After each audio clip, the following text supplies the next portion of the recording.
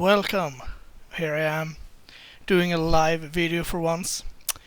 Usually I don't do that, but I felt it could be time to bust out the old video camera, because we're going to talk about something serious, namely Modern Masters and special sets that Wizards are releasing.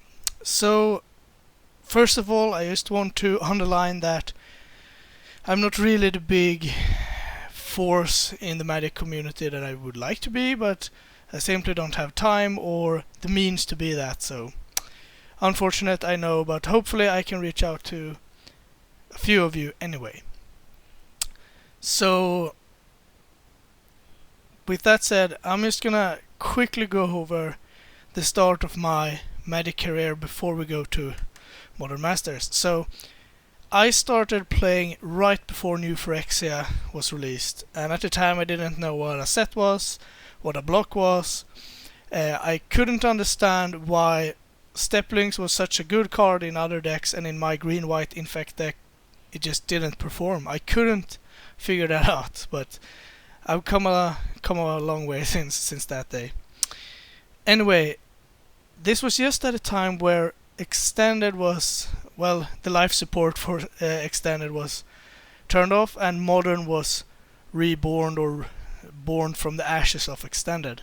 And I thought, Modern, that seems like a really great format. You get to play with the fetch lands again. I can play with my Steplings to better results, hopefully. I got to play with Lightning Bolt, which I had heard was a fantastic card. So I took all my standard cards like Primeval Titans and what else? Haven Ghoul Lich, Phantasmal Image, Chandra's Phoenix, and I traded them for Verdant Catacombs, Arid Mesas, 4 player reward cryptic commands, like everything. And that gave me a fantastic start to Modern, and obviously as time went by the prices just rose and I got a lot of money back, so I could extend my Modern pool even more. So I've played basically every deck in Modern to a great extent, so I feel that I have something to give here. And then they announced this Modern Masters. Oh my god, the hype. You are going to get to open Tarmogoyfs, Dark Confidants, Vendilion Clicks, Swords. At uncommon slot you had Kitchen Finks, Lightning Helix, Spell Snare. Even the commons were great, like Lava Spike. I mean, who wouldn't need a playset Lava Spikes? So the hype was here, and they decided to print a pretty low amount of Modern Masters. So naturally the price was high, very expensive. I think I bought 5 boxes. The first 3 were like $220, around there, $220. The fourth one were actually quite cheap. The last one I managed to get from a store for 1800 or 180. Yeah. And then the last one was quite expensive. It was like $250, something around there. Anyway, the hype was here. It was great to draft.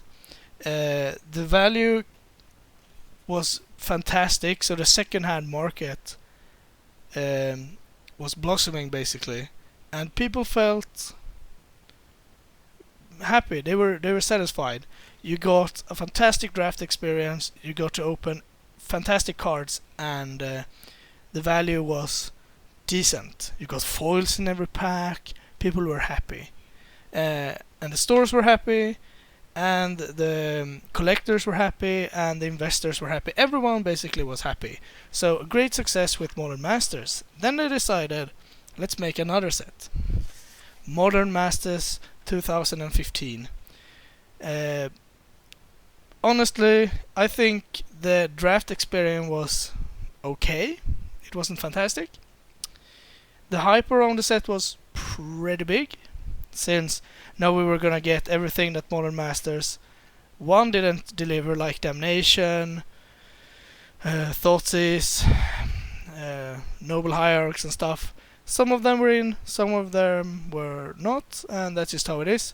But I think overall, these were printed a lot more, and people were just not as happy. The drafting was not as good, the cards were not as good, and the packaging, you know, the cardboard packaging, tended to damage the cards.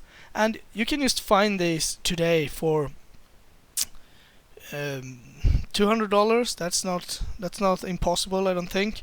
Whereas Modern Masters 1 still is like 350. So it's very, very expensive still. So people at this point got a little... we're not sure anymore if this is such a great thing, because you still got to pay a lot of money and you don't get it back most of the time. But that's just how it is. But still, we were not as happy. Then they decided to print Eternal Masters, the last set. And this one they printed even more, and the draft experience once again was not super fantastic. And you can still find boxes like this. I mean, I have one right here that's unopened, because people don't want to draft it, they don't want to buy it, they don't want to collect them for later. This one is gonna go out as a prize on a big event that we're gonna have next week, because no one wants to draft this with me, not for the price that it demands. And you can still find them in stores.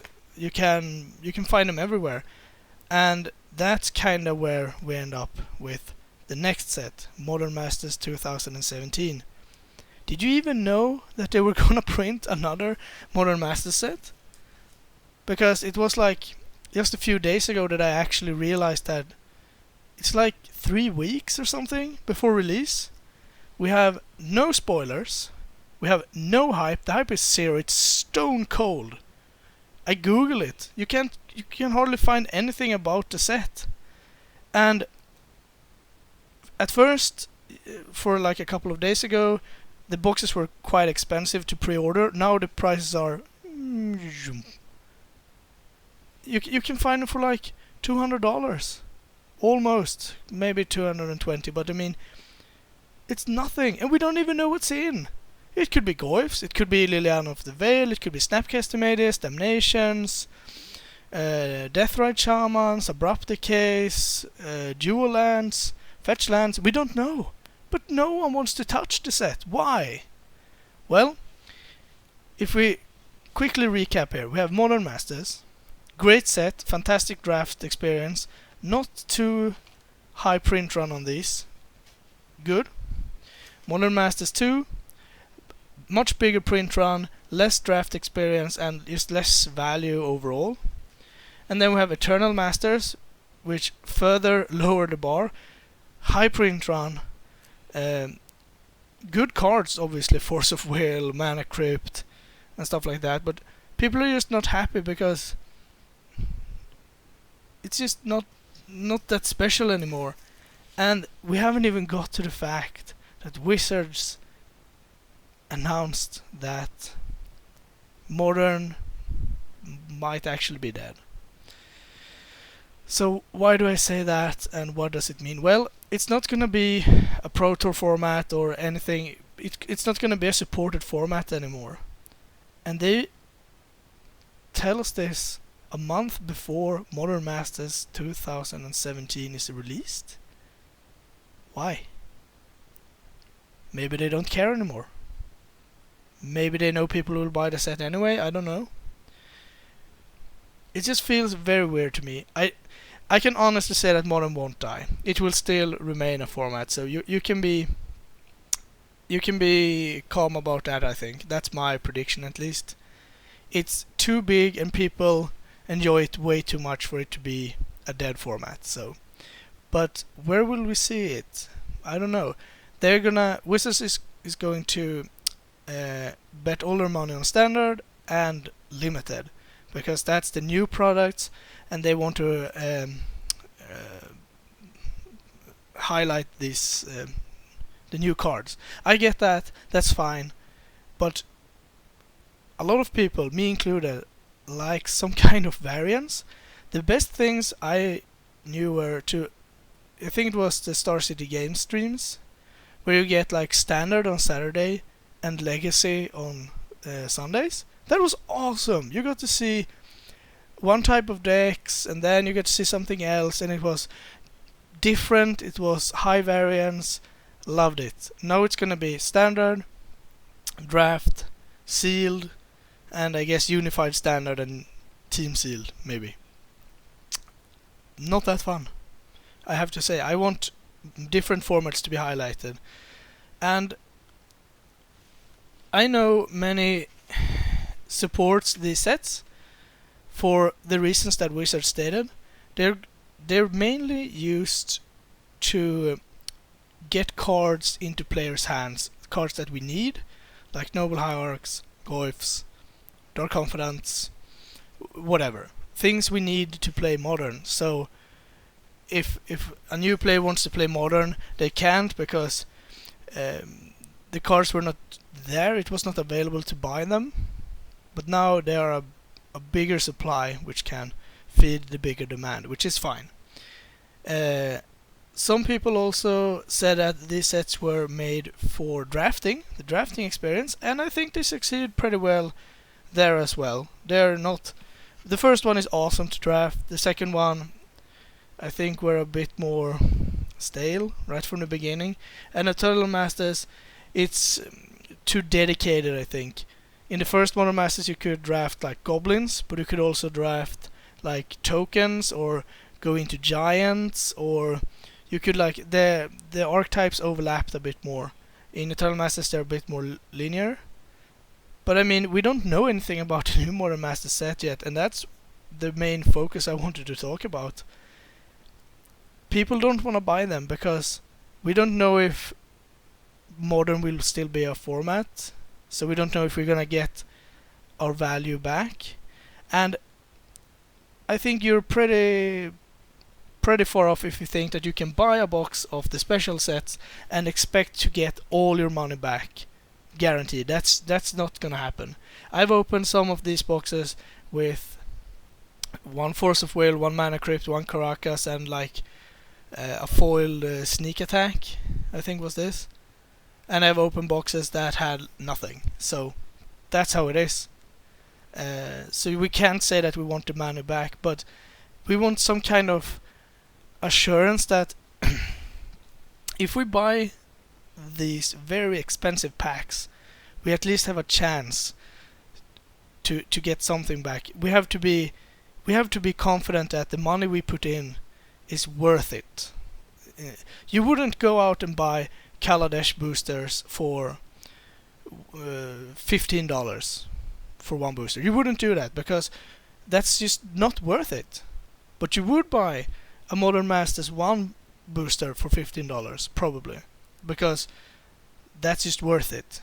It could be. You could lose the money, but it's worth it. You wouldn't buy a scratch lottery ticket for $10 if the highest thing you could win, the highest amount would be $5. That's stupid. No one would do that, and that's the same goes for this. So no one is excited about Modern Masters because Wizard doesn't show us the commitment that we want to see, so we can't feel safe about buying the product. Will I buy a box?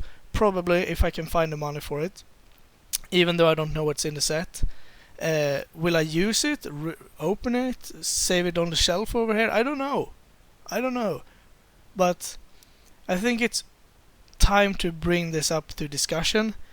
If we, the community, will spend hundreds of dollars on these spectacular products, we want to be at least confident that the investment that we make is logic. I mean, it has to be some kind of logic behind this. I'm not gonna buy a box for $200 if the expected value I get out of it, like, even if I get the best box value-wise in the universe, I still don't make the money back. That's just not good. So, what do I want to see for Modern Masters 2017 to be something great. Obviously, we want to see good cards. I mean, Tarmogoyf, again, that's not necessary, I don't think, but Liliana would be nice, Snapcaster would be nice. As I said, the dual lands would be nice. I mean, they're not that expensive, but that's still fine. Fetches would be nice as well. But more than anything, I want to be sure that the money I put in is a good investment in one way or another. I mean, do I get the best draft experience ever? Then I'm fine paying more money. If I get a good chance of opening good cards that are worth something or just hard to find or whatever, that's worth it. But above everything, I want to be able to play with the cards that I might open. Isn't that the point to begin with? If they promote either Reborn boosters or either Revolt, or Kaladesh boosters, that we buy them to open them and get cards that we can play with. Who would want to buy Eternal Masters if there were no format for Force of Will or Mana Crypt or Caracas? No one would do that. And no one will buy Modern Masters 3 if there are cards in there that we don't get to play with. That's just stupid. No one will do that. We're much better than that. Come on. So we need a product that has good cards in it, that gives us a good draft experience, and when everything is said and done, when the dust settles, we have a stack of cards that we can use. I don't care if it's like fetches or planeswalkers or removal spells or creatures or whatever, but it has to be cards that are usable. That's just how I feel. So let's end this. I'm probably gonna buy a box if I find the money. I'm gonna try to draft it. We don't even know what's in there because we don't have the spoilers yet, which is kind of sad. But I would like Wizards to give me some kind of assurance that this will be good and it will be worth my money, and that I get to use the cards later on. So a bit more hype, a bit of spoilers would be nice, just to give us a direction of where we're going, and some kind of proof that they know what we want. I don't say that everyone wants to play Modern, that's not true, but Modern is a big format, and despite people saying that it's stale, that yeah, Affinity was with us from the beginning and it will always be there, that's true, but in what other format do we get so many new decks from time to time, at least, besides Standard, which is a rotating format? There's no other eternal format. Modern is not considered an eternal format, but it's non-rotating at least. There is no other format that does that.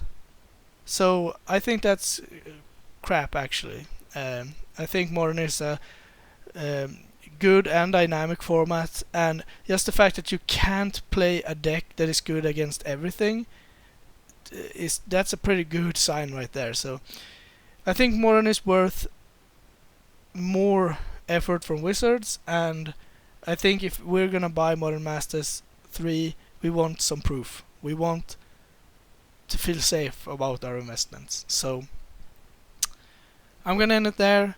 Thanks for watching, and if you want to hit me up on GP Copenhagen, someone has asked and stuff, this is how I look like if you didn't know, and this is the team shirt, Team Kalmar, with our knight, and it says in Swedish, the players around the round draft table, so it's a play on the knights around the round table. So that's how we look.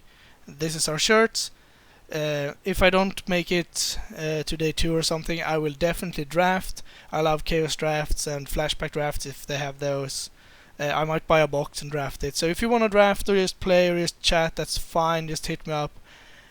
I will be glad to talk to you. So I'll see you there hopefully, and maybe we can even crack a Modern Masters box. Who knows? So thanks for watching, and I'll bring you more content as soon as I can, as always. So see you in the next video. Thank you for watching. Please like and subscribe, it really helps us out. If you enjoyed this content, please consider supporting us at patreon.com/magicgatheringstrap.